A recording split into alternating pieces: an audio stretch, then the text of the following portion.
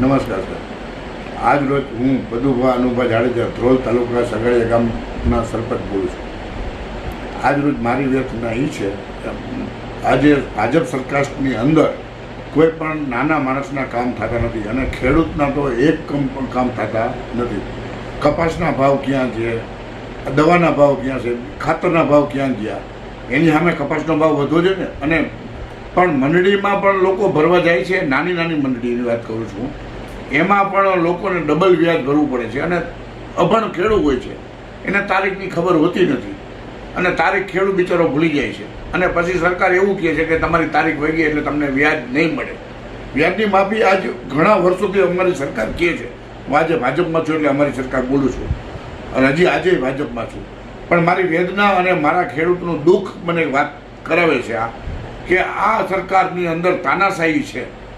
આ સરકાર કોઈને માનતી નથી, રોડ ઉપર બોલવા દેતી નથી, બોલે તો અંદર પૂરી દે છે.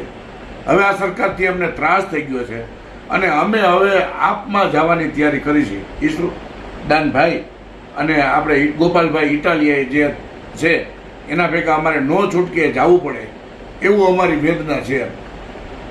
હવે આ સરકારને અમારી સામું જોવું જોઈએ. જય હિન્દ, જય ભારત. સ્ટાર્ટ. નમસ્કાર સાહેબ. આજે ધ્રોલ કાલાવડ અમારો મોટો માર્ગ લતીપરથી આપણે ધ્રોલ તાલુકાના લતીપર ગામ સગાડિયા લતીપરની વચ્ચેનો રસ્તો અને એ રસ્તો ખજૂડી થઈ અને હાઈવે રાજકોટ જામનગર હાઈવેને જોઈન્ટ થાય એ રસ્તો અમારી સરકારને દેખાતો નથી. હું ભાજપમાં છું. અમે મિનિસ્ટર સાહેબને રાઘવજીભાઈ એટલે એનાથી સિવાય તો અમારે બીજે કેને કહેવા જવું, એને અમે અવારનવાર રજૂઆત કરેલી છે કે આ રસ્તો અમને બનાવી આપો. લતીપર એટલે તાલુકા લેવલનું ગામ છે. ત્યાંથી માંડી અને અમને 10 ગામડાને રોડ જે અમને રાજકોટ જામનગર હાઈવેને જોડે તો એનાથી અમે આજ 20 વર્ષથી વાત સાંભળી છે. ભાજપ સરકાર ઘણા સમયથી છે અને અમને અવારનવાર કહે છે થઈ જશે, કરી નાખશું, પણ અમને ઉલ્લુ બનાવે છે સાહેબ. અમે તો ઘણા વખત અને આજે હું સગાડીનો સરપંચ થઈને બોલું છું અને હું 7 ગામના સરપંચનું ખજૂડી, લતીપર, ખુદાગુના એ બધા ગામના સરપંચનું અમે રજૂઆત મેડમ એના નીચે રાઘુજીભાઈ પટેલ, મેઘજીભાઈ ચાવડા બધાને ઘણીવાર રજૂઆત કરી ચૂકેલા છે.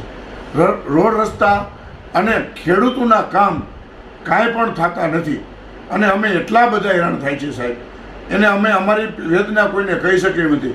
ખેડૂત બિચારો અભણ હોય, મંડળીના નાણાં ભરવામાં તારીખ ભૂલી જાય તો એને વ્યાજ માફી મળતી નથી. 1 વર્ષ ક્યારે વીતી જાય ખબર પડતી નથી.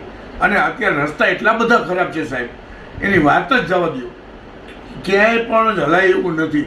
અને અમે ભાજપમાં છીએ પણ અમારી વેદના આજે અમારે વિષાદવાદી કરવી પડે એવું એટલે આજે અમારે બોલવું પડ્યું.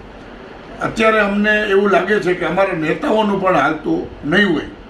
અમે નેતાઓને કહી છીએ પણ ન થાય એનું કારણ શું એ અમને આજે ભાજપ સરકાર કહે અને જલ્દીમાં જલ્દી અમારા રોડ રસ્તા બનાવે, નકર વિષાદવાદી અમે કરવાના છીએ.